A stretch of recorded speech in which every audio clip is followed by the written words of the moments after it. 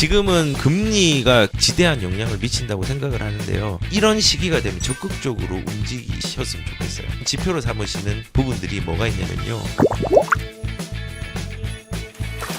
우리가 지금 집값이 비싸다고 하잖아요.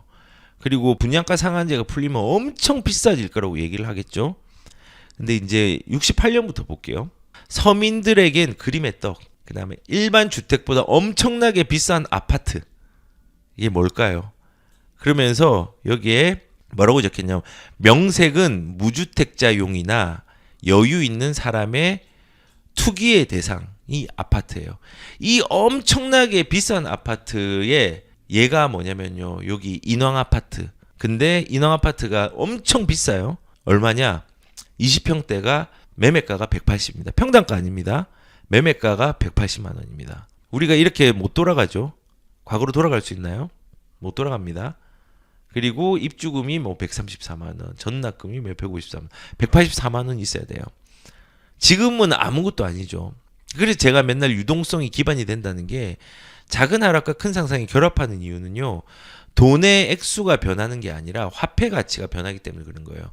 돈의 액수는 물론 변하죠. 근데 그 본질은 화폐 가치가 변하고 하락하기 때문에 가격들이 더 세게 올라가고 천천히 올라가고 이게 결합이 된다는 거예요. 근데 이 분양가의 흐름이 그래서 중요한 게 지금 1968년도로 집을 살려면 살 수 있겠죠. 근데 이 당시는 못 사는 사람이 많았다니까요. 비싸니까. 에이, 그러면은 68년도 아니냐. 근데 여기 보시면요. 이 화폐 가치 하락을 극명하게 또 보여주는 게 뭐냐면은 여기 제가 읽다가 요걸 봤어요. 이 원효료 쪽에 있는 시형 아파트. 지금은 이거 재건축되어 가지고 대림 아파트인가 이걸로 한강변에 서부 이촌동께 바뀌었을 거예요. 여기 보시면은 서부 이촌동에 있는 시형 아파트는 66년도 10월 달에 총 공사비가 얼마였냐면요. 1억 7천만 원이었답니다. 1억 7천만 원. 서울시에서 245를 입주할 수 있는 시형 아파트의 건립을 완전 입주를 금년 10월에 한다고 끝내고 라고 얘기했는데 그냥 아파트 한 채의 집값이 1억 7천이 아니라 이 아파트를 짓는 총 공사비가 1억 7천입니다. 당연하죠. 60년도면 얼마나 오래됐습니까? 그러면은 당연히 70년이 지났으니까 그렇지라고 생각을 하는데 그러면은 70년대로 한번 가볼게요. 자, 70년대 보면요. 압구정 현대아파트 32평이 평당가가 33만 원이었습니다. 그리고 매매가를 계산해 보니까 약 1,000만 원입니다. 77년도 그때도 너무 오래되지 않았냐. 근데 이때 교수 월급이 10만 원이 안 됐습니다. 그러니까는 소득이라는 인플레이션을 지금 체감을 하는 거예요. 한번 체감을 해보시죠. 자, 이제 77년에 1,000만 원이에요. 그러면 77년도도 너무 오래되지 않았냐. 그러면은 80년도로 가볼게요. 80년대에 대치동의 미도 아파트가 분양을 했습니다. 예, 이거는 준공 시점이 아니라 분양 시기에 말하는 거예요. 82년도에 평당가가 105만 원이었어요. 평당 105만 원 분양가가. 계산해 보니까 34평이 3,500만 원이 매매가입니다. 와, 압구정 현대아파트보다 더 비싸졌죠. 거의 뭐 한 5년 사이에. 그럼 조금 더 시간을 더 흘려보내 볼게요.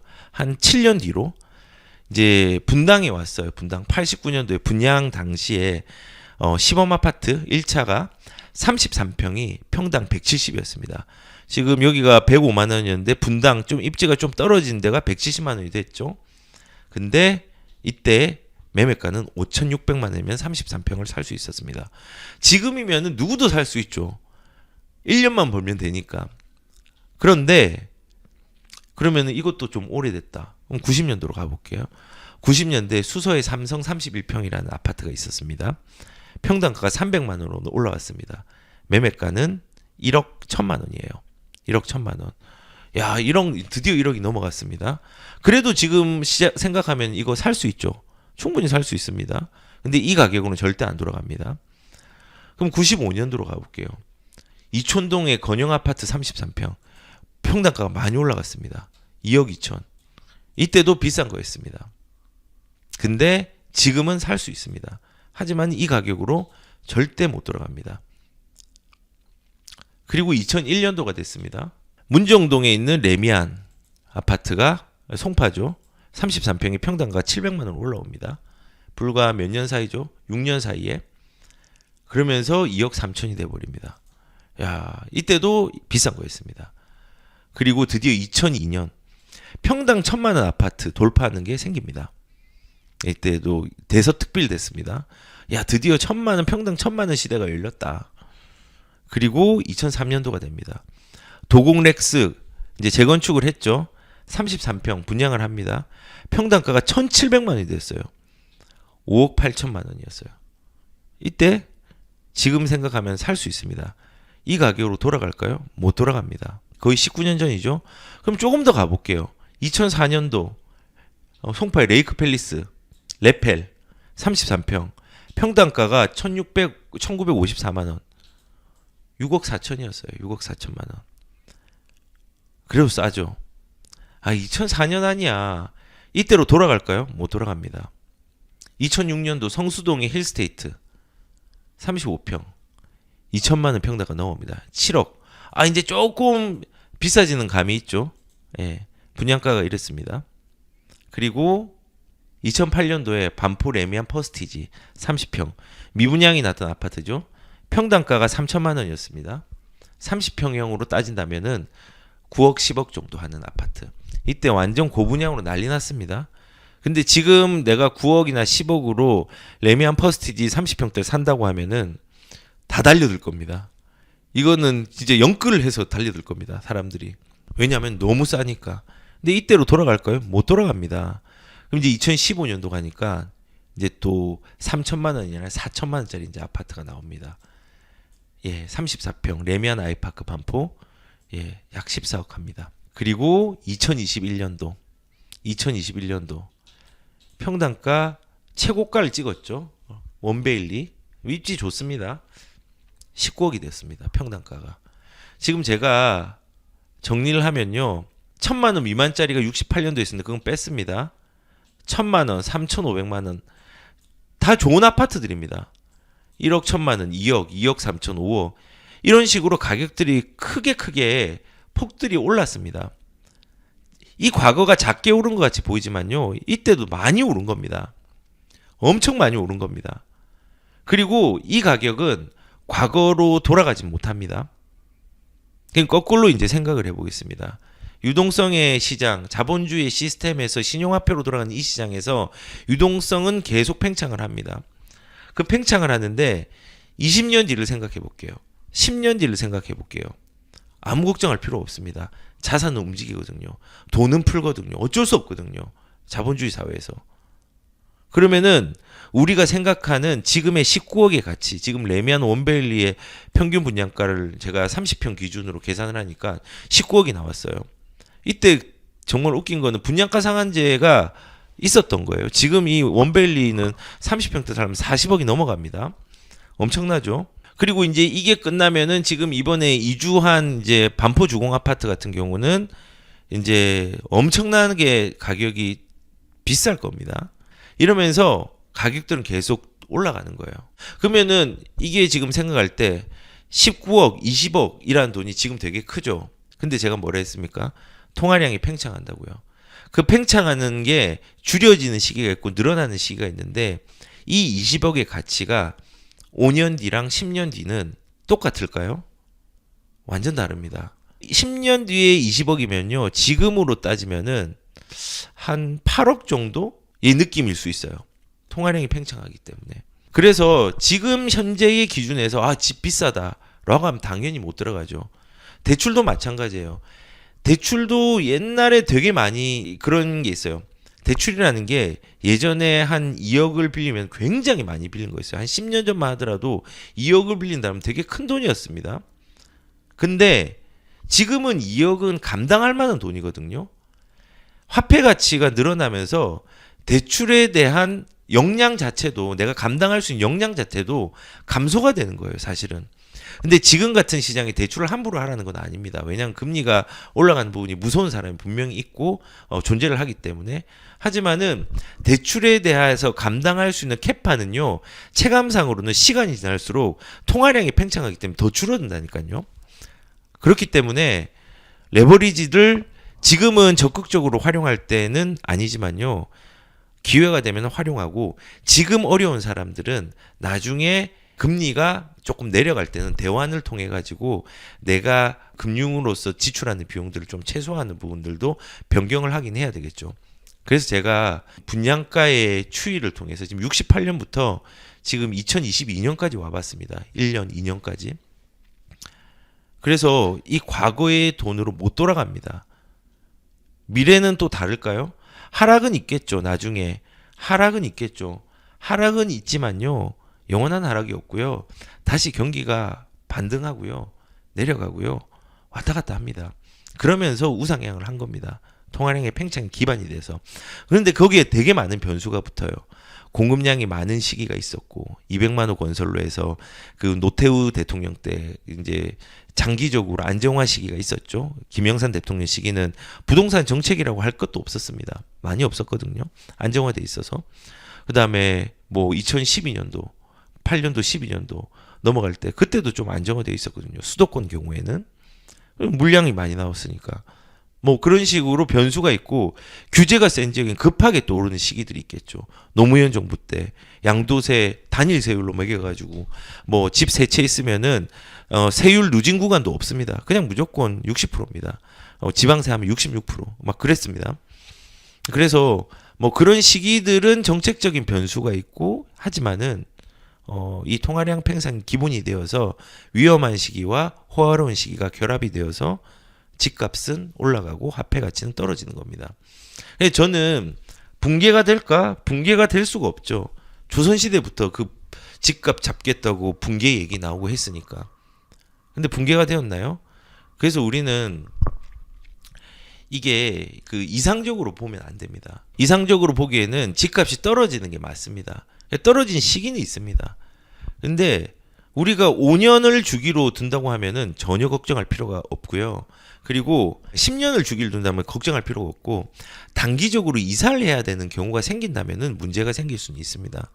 하지만 투자라는 건 안전한 투자가 없다고 말씀을 드렸잖아요. 그런 시기는 최소한 5년을 가지고 있으면 한 번은 도래야 합니다. 너무 긴 안정의 장세가 있어가지고 지루한 싸움이 될 수도 있고요. 급하게 올랐는데 또 갑자기 이렇게 냉랭한 시장이 되는 걸로 또 경험을 할 수도 있고 그걸 인내하고 기다리면 또 새로운 장에서 또 인플레이션에 기다리고 맞이하면서 도래하는 상승분이 생길 수 있고 이게 계속 반복이 되는 겁니다. 시장은 유동적이거든요. 작은 하락과 큰 상승으로 우상향을 하는데 어렵더라도 이제 그런 걸 지금부터는 기억을 하시면 될 것 같아요. 그러니까 지금 시장이 너무 어렵잖아요. 어렵지만은 앞으로 이런 시기가 되면 적극적으로 움직이셨으면 좋겠어요. 그런 지표로 삼으시는 부분들이 뭐가 있냐면요. 일단은 우리가 예상하는 거는 금리 인하와 대출 규제와 취득세 완화잖아요. 이게 세 개가 시점이 동시에 될 수도 있고 시차를 두고 될 수 있어요. 여기에 교집합이 하나라도 일어나는 시점부터는요. 적극적으로 시장을 바라보셔야 됩니다. 실질적으로 그런 시장들이 변곡점을 찍은 경우들이 너무 많거든요. 2012년도, 13년도 뭐 이제 지방장도 그렇고 공급이 많았다가 뭐 예를 들어서 양도세 특별관능을 5년 동안 해준다. 뭐 이제 빚내서 집 사라. 뭐 그게 12년, 13년도잖아요. 그때부터 가격들이 또 움직이기 시작했거든요. 미분양을 소진하기 위한 정책들을 쓰거든요. 그러면서 양도세도 완화하고 장기보유 특별공제도 80%까지 다주택자들이 되어버리고 이런 걸 주목을 해야 되는 거죠. 그래서 저는 우선은 앞으로 시장에서는 금리 인하 시기는 지금 급하게 올렸기 때문에 이거는 둔화를 해줄 수밖에 없습니다. 그리고 이 급하게 오르는 게 2년, 3년, 4년, 5년 갈까요? 큰일 납니다. 우리 경제 시스템 문제가 생겨버립니다. 금리 인하가 될 때 단순히 금리만 인하가 된다고 하면은 뭐 주식에는 큰 호재가 될 수 있지만요. 이 금리 인하와 대출 규제가 복합적으로 결합되는 교집합이 있어야 됩니다. 그리고 가장 이상적인 거는 취득세 완화까지 교집합을 이루는 시점은요. 그때는 시장을 적극적으로 바라봐야 됩니다. 그리고 우리가 적극적으로 바라봐야 되는 시장은 언제냐면요. 서울의 핵심 지역에 투매 현상이 일어납니다. 집을 던집니다. 아까 봤잖아요. 뭐 그 반포의 레미안 퍼스티지 같은 경우도 저기 해외까지 집을 팔려고 비행기표도 주고 하면서 데리고 왔어요. 데리고 왔어요. 그런 시장도 있다니까요. 근데 반면에 집을 던지는 사람들이 꽤 있어요. 강남에서도 진짜 바닥이라고 생각되는 시점은요, 투매 현상이 일어납니다. 근데 이제 그러면은 이제 무주택자들은 그 생각을 하겠죠. 아, 그때 집을 사면 되는구나. 못 살걸요. 그때 분위기는 더 공포스러울걸요. 진짜 공포스러울걸요. 그래서 저는 필요한 시기에 상승과 하락에 상관없이 내 재정에서 거주의 만족성과 결합하는 차원에서는 집은 하나는 있어야 된다 생각해요. 시기와 상관없이. 얼마나 더 떨어질지 모르고 이게 떨어지다가요 갑자기 정책이 이제 부양책으로 바뀌잖아요. 그럼 물건들 싹 다 걷습니다. 어떤 사람들은 확 들어가는 경우가 있습니다. 그러면 이제 또 이제 매수자 우위가 매도자 우위로 바뀌면서 이제는 집을 못 산 사람이 또 이제 타이밍을 놓치는 경우가 생깁니다. 오히려 관심 없을 때 내가 더 선택의 폭이 넓을 때 무주택자들은 들어가는 게 훨씬 나아요. 지금 같은 시장이. 그렇다고 무조건 사라는 건 아닙니다. 대출 무리해 사라는 거 아닙니다. 선택적으로. 그런데 갈아타기는 좋은 시기는 맞습니다. 어렵지만 수혜자는 작지만은. 왜냐하면 싸게 내 집을 파는 대신 싸게 상급지를 살 수 있는 기회가 있기 때문에 좋은 거죠. 다만 지금은 거래가 안 되기 때문에 내 집을 먼저 팔고 해야 되기 때문에 기회에 대한 수혜자들이 작다고 제가 표현을 드린 겁니다. 그리고 또 적극적으로 움직이는 어떤 지표로 삼아야 되는 게 취득세뿐만 아니라 양도세랑 보유세가 전체적으로 완화된 시점. 그때부터 그 다음 상승장을 기다리는 겁니다. 바로 뭐 집값이 올라가지고 단타치라는 건 아닙니다. 그때를 적극적으로 시장을 바라보고 또 진입해도 되는 시기라는 걸 말씀드리는 겁니다. 특히 다주택자는 더 그렇습니다.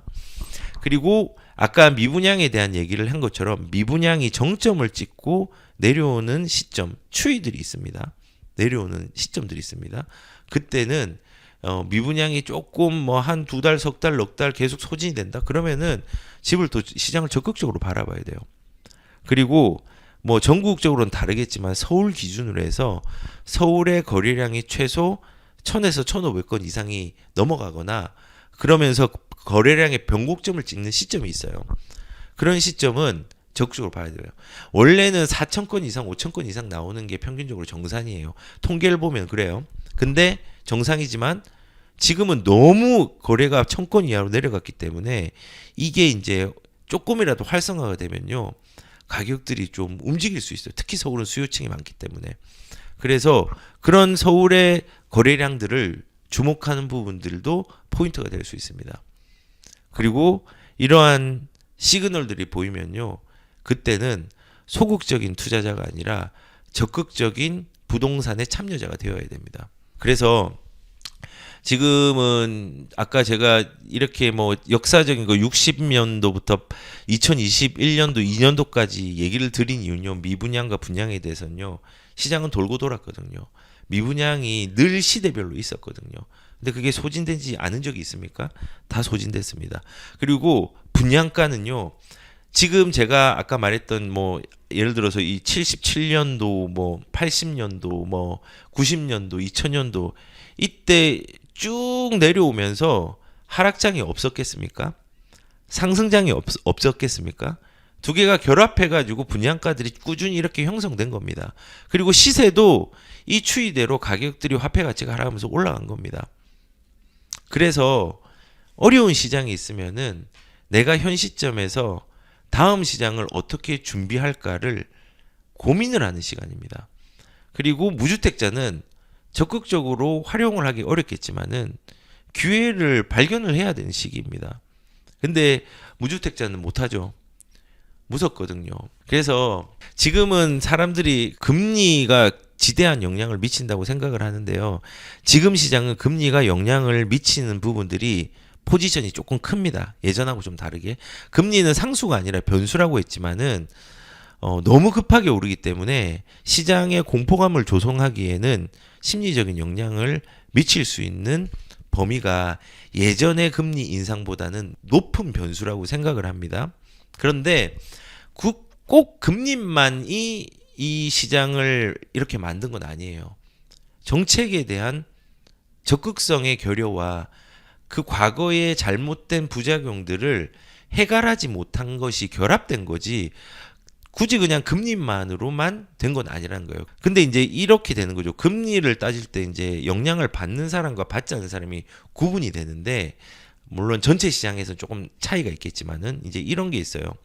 금리의 영향을 받지 않는 사람은요, 대출이 없는 이미 실거주자 포지션인 사람. 뭐 시장은 무서운데 안 팔면 내가 빚도 없는데, 이런 사람들은 금리의 영향 전혀 안 받습니다. 이런 사람도 꽤 있거든요.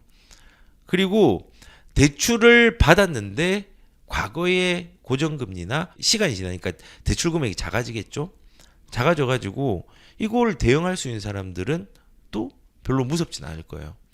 그리고 금리의 영향을 받지 않는 사람, 대출이 필요 없는 현금 부자들 생각보다 많습니다. 그리고 이 대출이 필요 없는 사람들은 다음 시장을 그냥 준비하는 사람들이에요. 거래가 없는 시장에 입지를 더 집중하면서 다음을 준비하는 포지션들이 되게 많습니다. 그리고 이미 꾸준하게 투자로 세팅한 사람들, 갭 투자를 예전에는 대출이 되면서도 갭 투자가 되는 시기가 있었습니다. 그리고 전세 자금 대출을 받을 수도 있는데 갭 투자가 가능한 데 있어요. 내가 전세로 살고 갭 투자가 되는 시점도 있었습니다. 그래도 갭 투자를 하는 사람들은 레버리지를 내가 대출을 받는 게 아니기 때문에 전세자들이 대출을 받잖아요. 그 레버리지로 이미 꾸준하게 투자로 이번 급등장이 오기 전에 세팅한 사람들은요, 지금이 뭐 가격이 둔화된다고 하더라도 예전 가격에서 손해본 게 없어요. 사실은 그 사람들은 팔지도 않거든요. 지금 안 좋은 물건이라 아니라면. 그래서 이미 투자로서 세팅이 된 사람들, 이런 사람들은 뭐 금리의 영향 안 받습니다. 저는 사실은 저는 세팅을 해놓은 사람입니다.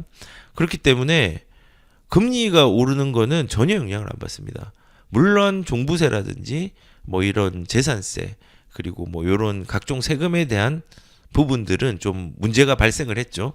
하지만은 뭐 저 같은 경우도 많이 말씀을 드렸는데, 지금 전세가가 올라가면서 그 올라간 걸로 대응을 했습니다. 뭐 일부는. 그래서 지금 투자로 세팅한 사람들은 금리 영향을 크게 안 받습니다. 그리고 뭐 지금 금리로 조금 힘든 사람이 있지만은 투자의 경험이 시간적으로나 물리적으로 컸던 사람들은 지금의 시장의 존재를 한번 경험하거나 알기 때문에 거기에 대해서 금리가 크게 급등을 했지만은 조금은 방어가 될 수 있는, 영향을 받지 않는 사람에 포함될 수 있습니다. 결국은 이 금리의 영향을 받지 않는 사람은 어떤 사람이냐면요, 공급자들이 되게 많아요. 다주택자들, 그리고 실거주자들 중에서 현금 부자들, 이런 사람들은 기다리는 입장에서 금리의 영향을 받지 않는다고 생각합니다. 그리고 이 금리가 언제까지 올라가지 않는다는 걸 알고 있기 때문에. 그럼 거꾸로 이런 사람이 있습니다. 금리의 영향을 받는 사람이 있어요. 금리의 영향을 받는 사람들. 어떤 사람이냐면요, 지금 실거주를 찾는 사람, 혹은 지금 이제 임차인에서 도저히 안 되겠다, 나 진짜 거주에 내가 지금 하급지로 내려가더라도 거주에 대한 좀 편안함들을 누려야 되겠다 한 사람들은, 일부가 임차인에서 실거주자로 변경하려고 하는 사람들은 분명히 있을 거라고 생각합니다. 그래서 실거주 찾는 사람들은 지금 금리가 올라갔기 때문에 대출을 크게 못 받잖아요. 부담되니까. 그러니까 가격이 저렴하거나 소형 주택으로 형성된 물건들이 선호가 되는 겁니다. 금리 인상에 소형 아파트 몸값 상승. 그렇다고 절대적으로 소형 아파트가 거래량 자체가 전국적으로 작기 때문에 비율적으로 소형 아파트가 조금은 인기가 있어지는 부분이 있는 거지, 이게 뭐 보편적인 상황은 아닙니다. 근데 일단은 지금은 임차의 입장에서 실거주로 변경하려는 사람들의 선택지는요, 소형 아파트밖에 없습니다. 저렴하면서 소형 아파트. 근데 그러면 소형 아파트에 들어가도 되느냐? 들어가도 될 수는 있지만요, 이것도 지금은 선택적으로 입지를 잘 봐야 됩니다. 본질을 잘 파악하고 들어가야 됩니다. 특히 시장이 안 좋을 때는요, 입지의 본질에 대해서 제대로 파악하고 안 들어가면요, 집값은 기다리면 오른다가 아닙니다. 입지에 따라서 내가 손해볼 수 있는 입지도 분명히 있기 때문에 입지에 대한 분석들을 분명히 철저히 하고 실거주로 들어가야 됩니다. 아무튼 이 금리의 영향을 받는 사람은 지금 실거주를 찾는 사람은 대출을 받아야 되잖아요. 이제 그때 금리의 공포 때문에 이제 어려움을 겪는 어떤 공포감을 겪는 사람들이 생기는 거죠. 이 사람들은 지금 실거주를 찾는 사람들, 예, 금리의 영향을 받습니다. 심리가 크게 바뀌었죠. 그리고 계약 만료일이 도래한 임차인들이 있어요. 전세 계약 만료일이 도래한 사람들, 이런 사람들은 금리의 영향을 받아서 나 그래도 집값도 불안하니까 나 임차인으로 살래. 이런 사람들은 이제는 월세 선호자 세입자로 변경이 되는 거예요. 이것도 금리의 영향을 받아서 그런 거예요. 이거잖아요. 매매가는 금리가 올라가고 내려가고가 있지만은 시세가 변해서 내가 나중에 집을 더 비싸게 팔 수 있는 여건이 되지만 전세 같은 경우는 이도저도 아니잖아요. 그냥 이자 내고 그다음에 금융비용을 처리한 다음에 내가 이거를 다시 가져가니까는 나한테 이익되는 게 오히려 손해죠. 가만히 있어서. 근데 이 사람들이 금리가 올라가니까 어떻게 했죠? 큰일 났다. 이거 금리 올라가니까 월세가 유리하네. 나 그러면은 전세보다는 월세로 갈래. 이 사람들이 이제 영향을 받는 거예요. 임차인들이 영향을 받는 거예요. 엄밀히 말하면은 전세로 임차를 했던 사람이 이동을 해야 될 시점에 금리 때문에 월세로 전향을 하는 겁니다. 월세로. 그래서 실제로 보면은 월세 거래량 추이가 역전을 했잖아요. 여기 보시면은 역전을 했어요. 전세가 항상 앞질렀는데 전세가 둔화되면서 월세량은 늘어나는. 저번 주 신문에서 뭐 이제 월세량이 100만 돌파했다 그게 나왔잖아요. 아무튼 그렇습니다. 전국의 월세 추이가 이렇습니다. 그래서 임차인들이 계약 만료일 임차인들이 특히 전세자들이 금리의 영향을 받는 거죠. 그리고 어떤 사람이 또 금리의 영향을 받냐면요. 최근에 늦게 투자한 사람은 공포스럽죠. 왜냐하면 특히 변동금리, 고정금리를 했던 사람은 상관없어요. 근데 변동금리를 최근에 했던 사람들은 무섭죠. 금리는 오른데 변동금리 대출 비중이 82%. 이게 이제 뭐 월별로 이렇게 좀 변동이 있는데 변동금리를 많이 선택했어요. 근데 이 사람들은 무섭죠. 과거에 변동금리를 했던 사람은 아마 버틸 수 있을 거예요. 근데 지금 변동금리 이용해가지고 대출을 받는 사람들도 무서울 거예요. 그리고 소득은 꾸준히 생애주기상 올라가겠지만 사회초년생들, 2030들 이런 사람들은 전세 대출이 94%가 변동금리 위험하다가 아니라 무서운 거죠. 이거는 위험한 게 아닙니다. 위험한 사람도 있습니다. 무리한 사람들은. 근데 대부분 생애 주기상 소득이 올라가고 요즘은 고액 연봉자들이 많잖아요. 고액이라고 1억이 나는 이제 고액 연봉자가 아니라고 생각하거든요. 1억 받는 사람 많습니다. 20, 30대 중에서. 그래서 1억 해봤자 세후 600만 원 넘는 650만 원 정도 되는 건데 이게 많은 게 아니거든요. 옛날에는 1억 하면 굉장히 많았겠지만 근데 이런 사람이 600 받는 사람이 뭐 변동금리로 100만 원 해가지고 이게 2배로 뛰어가지고 이제 금융비용이 200만 원이 들었다. 이 위험한 거 아니거든요. 거꾸로 300만 원 받는 사람이 80만 원 금융비용을 지출하다가 160만 원으로 하면은 조금 불안한 거죠. 가족이 결혼을 했고 2인 가족, 3인 가족이면 불안하겠죠. 그런데 아무튼 이거는 보편적으로 다 위험한 건 아니지만은 금리의 영향을 받는 사람들은 이런 이제 경험이 없는 사회초년생들이 내가 대출을 유지해도 되는데 그것들을 견디지 못하고 심리적으로 불안해가지고 던지는 사람도 분명히 생길 수 있는 부분이 있다는 거죠. 그래서 이런 사람들은 이제 금리의 영향을 받는 겁니다. 그리고 또 어떤 사람들이 금리의 영향을 받냐면요. 이번 첫 상승장 이후에 처음으로 또 거래가 안 되는 시장을 맞이한 사람들은요. 금리의 영향을 크게 받습니다. 특히 또 금융 쪽에서 종사하시는 분들이 금리를 주식하고 비슷하게 해석하는 분들이 되게 많습니다. 근데 이런 거예요. 아니 나는 그러면 50대인데 상승장도 거쳐봤고 하락장도 거쳐봤는데 나도 왜 불안한 거냐.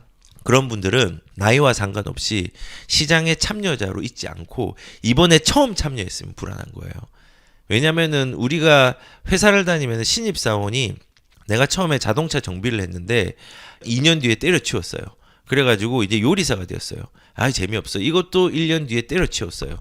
그 다음에 이제 속기사가 되었어. 그것도 때려치웠어, 1년 만에. 그렇게 쭉쭉 해서 50대까지 온 거예요. 그러면은 50대까지 신입사원입니다. 연봉도 안 오릅니다, 많이. 경험의 연계성과 연결성이 없어요. 고민을 오랫동안 해보지 않은 거예요. 그런 분하고 비유가 될 수 있는 거예요. 나이가 내가 50이 되었다고 하더라도 이번 시장에 처음으로 참여한 사람들은요, 신입사원입니다. 그렇기 때문에 금리의 공포를 견디지 못하는 어떤 마음들이 분명히 있을 거라고 생각합니다. 이런 사람들 이번에 상승장의 기쁨을 맛보고 그 다음에 이 상승장에서 바로 거래 절벽 시장을 맛본 이 분들은 금리의 공포에 분명히 심리적인 변수들이 작용할 거라고 생각을 합니다. 그리고 또 이제 영향을 받는 사람은요, 대출이 큰 실수요자, 실거주자. 이 사람들은 처음으로 집을 사가지고 상승장을 맞이하고 대출을 크게 했는데 실거주자라도 조금 불안한 사람은 보편적인 건 아니지만 일부 있을 거라 생각해요. 왜냐하면 집이라는 게 되게 재밌는 게요. 우리 집이 한 1억이 상승했어요. 5천만 원이 상승했어요. 예를 들어서 너무 기쁘잖아요. 그러면은 5천만 원이 상승한 거와 5천만 원이 하락한 시장이 왔다고 쳐요. 그러면은 기쁨의 그 감정의 규모가 클까요? 슬픔의 감정의 규모가 클까요? 제가 볼 때는 한 5대1 같아요. 5천만 원이 올라가면 기쁘지만요. 한 1,000만 원, 2천만 원 정도만 떨어져도 그 5천만 원의 기쁨의 규모만큼 감정의 기복들이 똑같이 올 것 같아요. 이 하락의 그 체감이 훨씬 더 크게 온단 말이에요. 특히 경험이 없는 실거주자들은 가만히 있으면 되는데 이런 사람 분들도 제가 생각할 때는 금리의 영향이 심리적으로 미칠 것 같아요. 제가 오늘 금리의 영향을 미치지 않는 사람과 받는 사람에 대해서 이제 얘기를 하는 이유는요. 이번에는 심리적으로 크게 작용할 수 있는 금리의 역할들이 있다고 생각해요. 왜냐하면 이렇게 급하게 오르는 부분들은 정말 흔치 않은 예니까. 1970년대, 80년대 그때 금리가 진짜 제일 많이 올랐어요. 최고조였어요. 그때만큼은 아니지만은 그래도 많이 올랐잖아요. 최근 들어서 최고로 많이 올랐잖아요. 근데 이거를 시장 상황하고 연결해 보니까는 불안한 거죠. 이게 영원할 것 같은 거죠. 집값이 막 50% 빠질 것 같은 사람. 그런 사람들은 심리적으로 영향을 미칠 수 있습니다. 하지만 본질로 돌아와서 금리가 만약에 우리 시장에 지대하게 영향을 미치면요. 모순점이 발생해요. 예전에 금리가 인상기 때, 그러니까 예를 들어서 2012년도부터 쭉 가다 보면은 지방장은 상승하고 수도권은 하락한 장이 있습니다. 근데 그때 금리 인상기가 있었거든요. 금리가 절대적인 상수면요. 이 두 개가 금리가 올랐으면은 동시에 떨어져야 되는데 그렇게 작용 안 했어요. 그 앞전후의 경제 환경하고 복합적으로 작용하고 현재의 정책하고 복합적으로 작용한 거예요.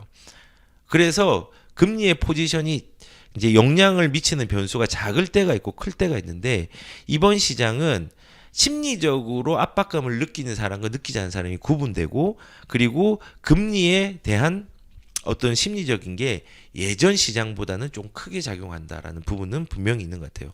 그리고 예전 같은 경우 금리 인상기 이전에 조금은 둔화 양상에서 상승장으로 갔을 때 금리 인상기가 있던 시장이 있었고 지금은 금리라는 부분들이 급하게 오른 시장 이후에 금리가 또 급하게 오르고 시장 상황이 안 좋아진 정책들이 나오니까 사람들이 공포를 더 느낄 수 있는 포지션은 크다 생각합니다. 하지만 다시 말씀을 드리지만은 금리라는 것 자체가 절대적인 변수가 아니기 때문에 이 금리의 움직임이 이번 시장에는 크게 조금 작용을 했다고 하지만은 절대적인 변수는 아니라는 거는 좀 인지하시고 하셨으면 좋겠습니다. 그래서 제가 구분을 지은 게 금리의 영향을 받는 사람도 있고 심리적으로 받지 않는 사람도 있다. 저는 금리의 영향을 전혀 받지 않습니다. 시장이 둔화되어서 거래 못하는 것에 대한 슬픔은 있지만은 금리 때문에 공포스럽지는 않습니다. 왜냐하면 준비하는 시기고 그 다음 시장을 방금 제가 오늘 미분양과 분양을 통해서 뭐 금리가 오르든 시장이 둔화되든 좋든 간에 분양가는 계속 올랐고 시가는 계속 올랐고 미분양의 현상들도 일어났지만은 다 소진됐고 이게 반복이 되었거든요. 그래서 일단은 그렇습니다. 결론적으로는 임차인 입장과 매매자 입장들 그다음 무주택자 입장들에 따라 다르고 자기 포지션이 다르니까 자기의 포지션을 객관적이고 합리적으로 잘 해석해야 됩니다.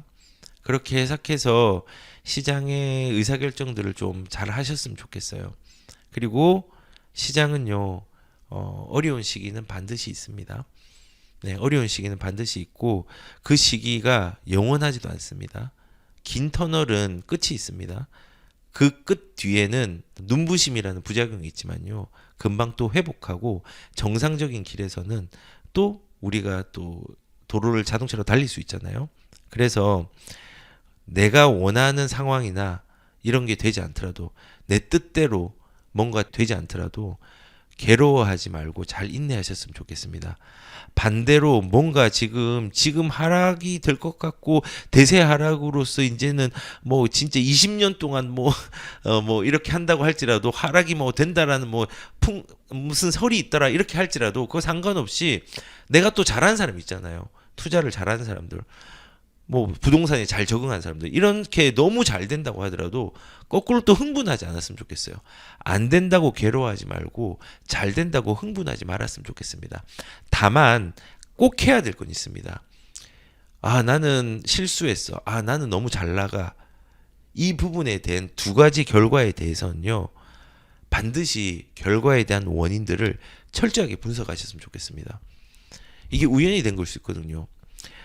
2021년도에 시장의 수혜를 누린 사람들, 이번 3, 4년 전에 2, 3년 전에 집을 산 사람들은요, 상승했다고 즐거워하는 게 아니라 그 상승에 대해서 원인 분석을 하시는 게 필요해요.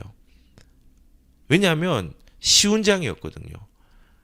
가지고만 있으면 쉬운 장이었거든요. 반대로 실수를 한 사람이 있어요. 그분들도 원인 분석을 철저히 했으면 좋겠어요. 그래서 상승장에 성공했다고 물건의 상태를 방관하지 마시고, 하락장에 떨어졌다고 마냥 낙심하지 마시고, 지금이라도 입지의 본질, 매수 매도 타이밍이 언제 생기는지 과거와 현재를 철저하게 분석하십시오. 그리고 내 생애 주기에서 과연 무엇을 할 수 있는지 더 깊게 고민하는 시간들을 이번 시장을 통해서 좀 많이 가졌으면 좋겠다는 생각이 듭니다.